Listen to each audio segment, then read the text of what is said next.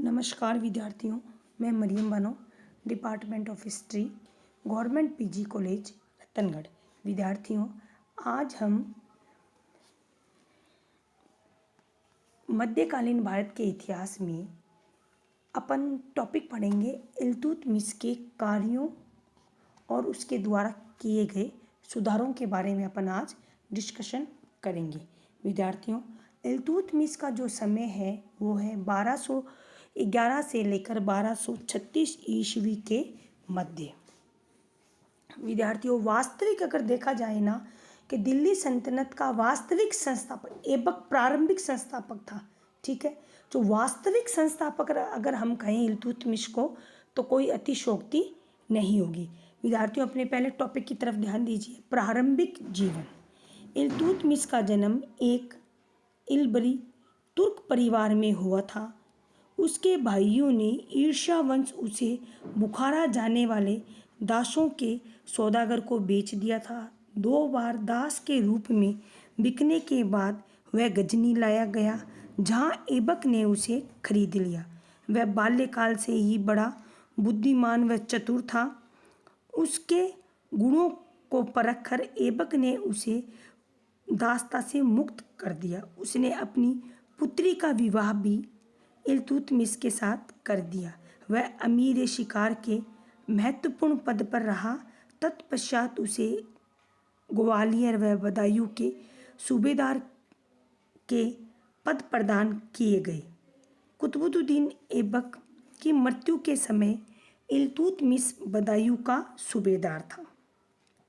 दिल्ली का पहला वैधानिक सुल्तान इल्तुतमिश को ही कहा जाता है। उसने सुल्तान के पद की स्वीकृति गौर के शासक से नहीं बल्कि खलीफा से प्राप्त की थी। इस प्रकार वह कानूनी तरीके से दिल्ली का प्रथम स्वतंत्र सुल्तान था। विद्यार्थियों, यह हो गया उसका प्रारंभिक जीवन। अब लिखेंगे प्रारंभिक जीवन के साथ उसकी प्रारंभिक कठिनाइयाँ क्या रहीं, उसके बारे में अपन डिस्कशन करते हैं। इल्तुतमिश के सिंहासन पर बैठने के समय सल्तनत की स्थिति बड़ी अव्यवस्थित थी। दिल्ली का सिंहासन चारों ओर से संकटों व समस्याओं से घिरा हुआ था। ऐबक को सल्तनत को व्यवस्थित करने का समय ही नहीं मिला था। इल्तुतमिश के सम्मुख प्रमुख समस्याएं निम्नलिखित थी, जो इस प्रकार है। तुर्की अमीरों की समस्या नंबर 1 पॉइंट है। प्रारंभिक कठिनाइयों में नंबर 1 पॉइंट है तुर्की अमीरों की समस्याएं। ऐबक के समर्थक अमीर, जिन्हें कुतुबुद्दीन के नाम पर कुतुबी अमीर कहा जाता था, वे उसे सुल्तान स्वीकार करने को तैयार नहीं थे। वह समझते थे कि इल्तुतमिश ने दिल्ली की राजगद्दी ऐबक के वास्तविक उत्तराधिकारी को अबदस्त करके हथिया ली थी, जिस पर ये अमीर अपना समान अधिकार समझते थे। वे उसे दास समझते थे तथा उसके द्वारा शासित होने को तैयार नहीं थे। कहने का मतलब वे स्वयं उसको अपना उत्तराधिकारी मानने को तैयार नहीं थे। वो चाहते थे कि हम उसके उत्तराधिकारी हैं। दूसरी विद्यार्थियों, इसी क्रम में समस्या थी साम्राज्य विभाजन से उत्पन्न समस्या। गौरी के साम्राज्य विभाजन के अनुसार ताजुद्दीन यल्दूज गजनी का तथा नासिरुद्दीन कुबाचा सिंध व मुल्तान का शासक था। ये दोनों अपने को मोहम्मद गौरी का वास्तविक उत्तराधिकारी मानते थे। इनकी दृष्टि दिल्ली के सियासन पर जमी हुई थी। अतः इसलिए वह इल्तुतमिश के प्रबल विरोधी थे। इसी क्रम में विद्यार्थियों, तीसरी समस्या थी बंगाल की समस्या। आराम शाह के समय में बंगाल के अली मर्दान खान ने पुनः अपनी स्वतंत्रता की घोषणा कर दी थी, जो उसके लिए कभी भी परेशानी का कारण बन सकती थी। इसी क्रम में विद्यार्थियों, राजपूत शासकों ने मुस्लिम राजसत्ता को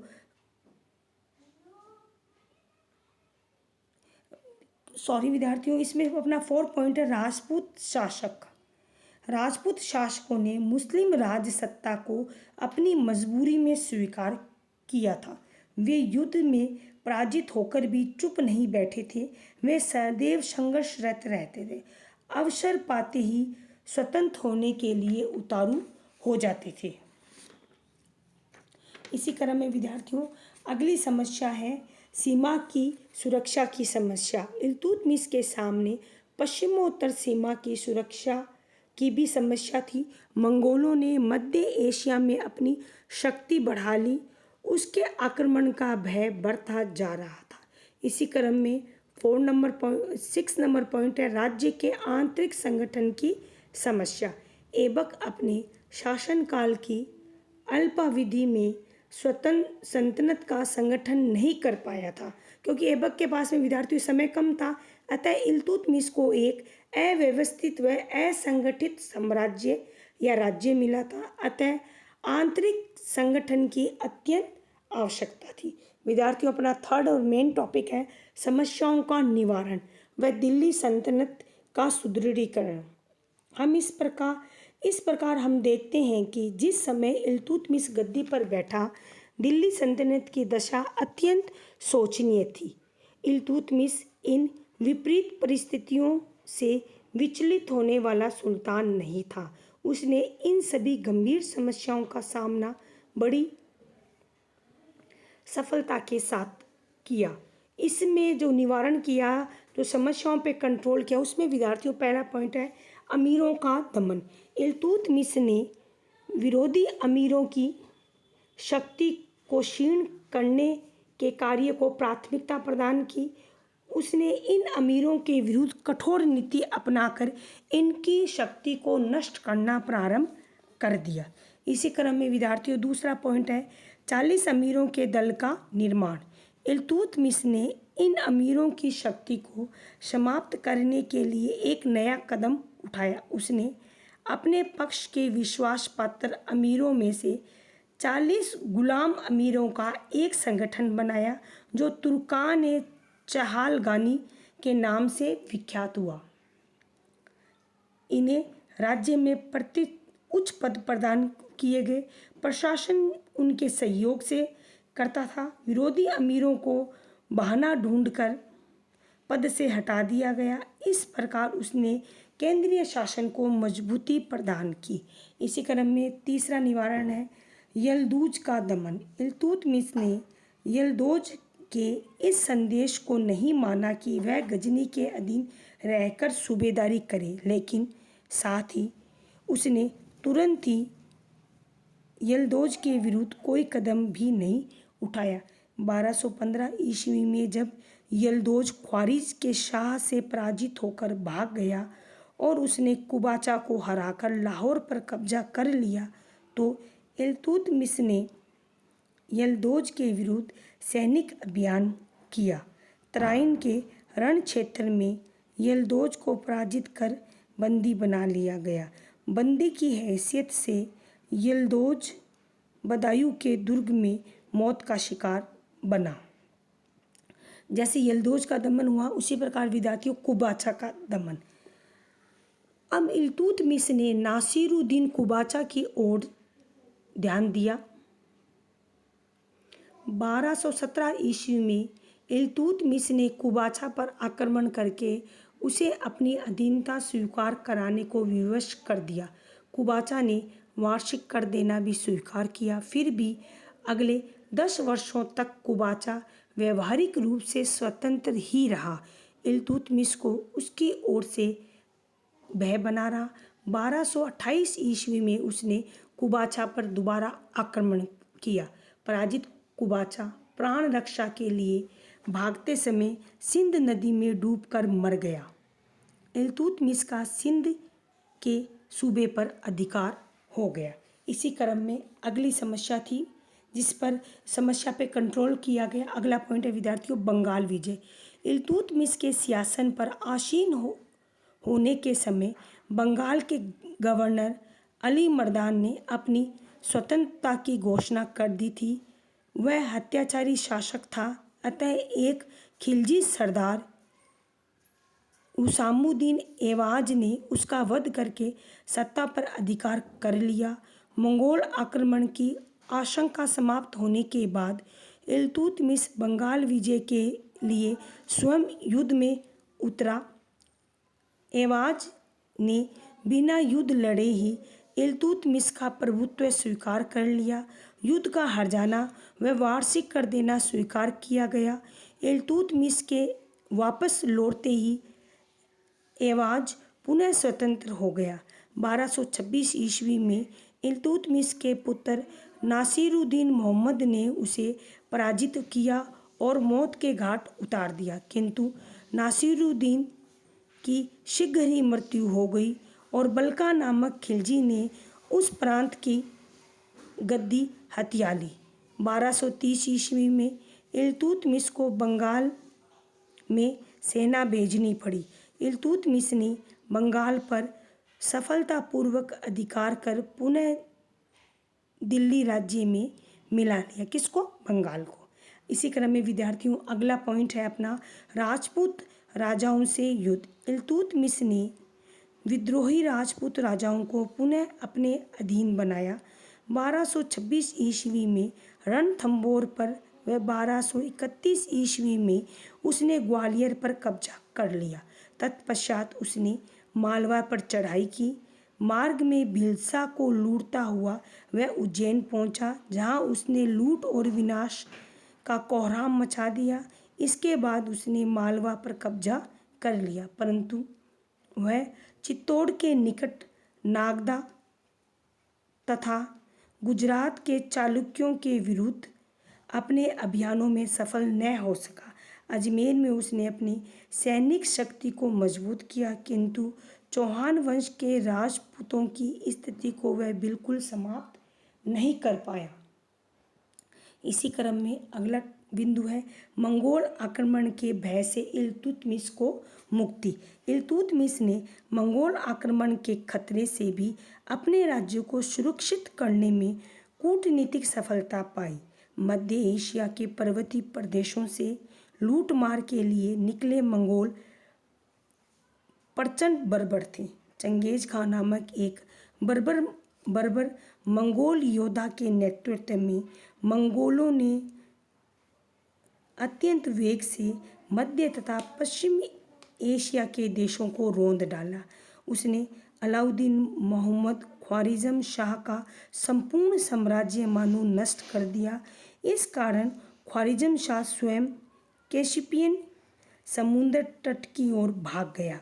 उसका सबसे बड़ा पुत्र जलालुद्दीन माघ बन्नी बहाकर पंजाब की ओर आया। मंगोल भी उसका पीछा करते हुए भारत की सीमा तक आ पहुँचे। ये घटना है विद्यार्थियों 1221 ईस्वी तक की। इसी क्रम में आगे देखिए, जलालुद्दीन ने इल्तुतमिश से दिल्ली में शरण देने की प्रार्थना की। इल्तुतमिश दुविधा में पड़ गया। एक शरणार्थी राजा को शरण न देना शिष्टाचार के विरुद्ध था, किंतु चंगेज खान जैसे आक्रमणकारी को निमंत्रण देना भी एक बुद्धिमत्ता का परिचय नहीं था। इल्तुतमिश ने बड़ी दूरदर्शिता से काम किया। उसने शाह के राजदूत को राजद्रोही बताकर मरवा डाला और जलालुद्दीन को यह उत्तर देकर टाल दिया कि दिल्ली की जलवायु उसके अनुकूल नहीं है। निराश होकर जलालुद्दीन फारस की ओर भाग गया, जहां एक सरदार ने उसकी हत्या कर दी। इसी क्रम में विद्यार्थियों सौभाग्यवंश चंगेज खां के मंगोल सैनिक भारत की गर्मी को सहन नहीं कर पाए। सिंधु नदी किनारे से ही वे वापस लौट गए। इस प्रकार इल्तुतमिश की दूरदर्शिता तथा प्रकृति की सहायता से भारत पर छाई हुई एक भयानक या भारत के वातावरण में छाए हुए काले बादल आपत्ति रूपी वो बादल टल गए। इसी क्रम में विद्यार्थियों अगला पॉइंट है पंजाब विजय। इल्तुतमिश ने पश्चिमोत्तर सीमा में अपनी स्थिति मजबूत करने के पश्चात पंजाब की ओर ध्यान दिया। यानी कहने का मतलब है पश्चिमोत्तर सीमा तक अपनी सुरक्षित कर ली, अब उसने अपना ध्यान पंजाब की तरफ लगाया। पंजाब में तुर्की सुल्तानों के मुख्य शत्रु खोखर जाति के लोग थे। उसने खोखरों की शक्ति का दमन किया। पंजाब के विभिन्न सत्ता केंद्रों पर फिर से अपना अधिकार कर लिया। इसी क्रम में अगला पॉइंट है खलीफा का अधिकार पत्र। इल्तुतमिश ने खलीफा से अपने राज्य को वैधानिक मान्यता दिए जाने का निवेदन किया। बगदाद के तत्कालीन खलीफा उल इमाम मुस्तसिर ने इल्तुतमिश के निवेदन को स्वीकार करते हुए उसे दिल्ली सल्तनत का सुल्तान घोषित किया तथा उसे नासिर ए अमीर उल मोमिनीन यानी खलीफा का शाइक की उपाधि से विभूषित किया।